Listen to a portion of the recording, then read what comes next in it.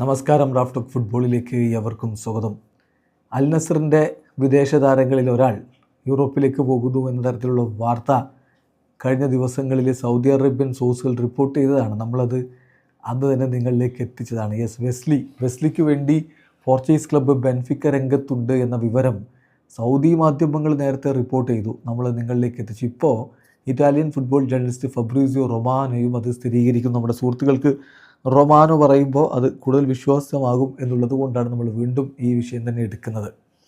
Fabricio report ചെയ്യുന്നത് Wesley ഈ മാസം അൽ നസർ വിടും എന്നാണ്. നമ്മളത് നേരത്തെ സൗദി മാധ്യമങ്ങളിലൊക്കെ കണ്ട കാര്യം തന്നെ. അതായത് ഒരുപാട് ക്ലബ്ബുകൾ ഇപ്പോൾ ബ്രസീലിയൻ വിങ്ങർക്ക് വേണ്ടി രംഗത്തുണ്ട്. അപ്പോൾ ഫബ്രീസിയോയുടെ റിപ്പോർട്ടിൽ ബെൻഫിക്ക മാത്രമല്ല മറ്റ് ക്ലബ്ബുകളും രംഗത്തുണ്ട് എന്നാണ് മനസ്സിലാക്കുന്നത്. കൂടാതെ അദ്ദേഹം പറയുന്നുണ്ട് ബെൻഫിക്കയുടെ ഇനീഷ്യൽ പ്രപ്പോസൽ വന്നിരുന്നു.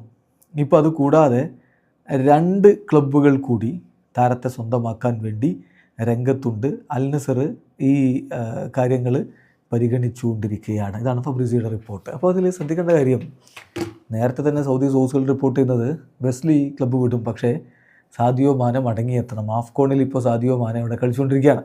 അത് കഴിഞ്ഞ് അദ്ദേഹം തിരികെ എത്തിക്കഴിഞ്ഞാൽ വെസ്ലിയെ വിട്ടുകൊടുക്കുന്നതിന് ഏതായാലും മോർഗെ ഹീസസിന് തടസ്സമില്ല എന്നാണ് മനസ്സിലാക്കാൻ കഴിയുന്നത്. വെസ്ലി എങ്ങോട്ട് എന്നുള്ളത് കണ്ടറിയണം. ഇപ്പോൾ കഴിഞ്ഞ മത്സരത്തിന് ശേഷം മോർഗെ ഹീസസ് മാധ്യമങ്ങൾ കണ്ടപ്പോൾ വിദേശ താരത്തെ ഇനി സ്ക്വാഡിലേക്ക് കൊണ്ടുവരുന്നുണ്ടോ എന്ന് ചോദിക്കുമ്പോൾ അദ്ദേഹം പറയുന്നത് യൂറോപ്പ് പോലെയല്ല സൗദി, ഇവിടെ 10 താരങ്ങൾ ഓൾറെഡി ടീമിലുണ്ട്, അത്രയാണ് മാക്സിമം കോട്ട, ഇനി ആരെങ്കിലും കൊണ്ടുവരണമെങ്കിൽ ഒരാളെ ഒഴിവാക്കണം എന്നാണ് അദ്ദേഹം പറയുന്നത്. ആ ഒരാൾ വെസ്ലി ആവുകയാണ് എന്നുള്ളതാണ് മനസ്സിലാക്കാൻ പറ്റുന്നത്.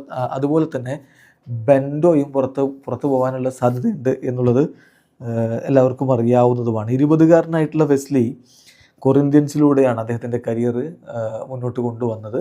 അവിടെ അദ്ദേഹം യൂത്ത് ഫുട്ബോൾ കളിച്ചു, പിന്നെ സീനിയർ ഫുട്ബോൾ 2022 മുതൽ 2024 വരെ അദ്ദേഹം കളിച്ചു. 2024 അദ്ദേഹം അൽ നസറിലേക്ക് ചേക്കേറിയത്. ഇപ്പോൾ അദ്ദേഹം അവിടെ വിട്ടു പോകാൻ പോകുന്നു, യൂറോപ്പിലേക്ക് പോകാൻ പോകുന്നു എന്നാണ് മനസ്സിലാകുന്നത്. അദ്ദേഹത്തിൻ്റെ കരിയർ കൂടുതൽ മികച്ച ഉയരങ്ങളിലേക്ക് എത്താൻ വേണ്ടി ആഗ്രഹിക്കുന്നു. വീഡിയോ അവസാനിക്കുന്നു. ഫുട്ബോൾ ലോകത്ത് കൂടുതൽ വിശേഷങ്ങളുമായി റാഫ്റ്റോക്സിൽ എത്താം.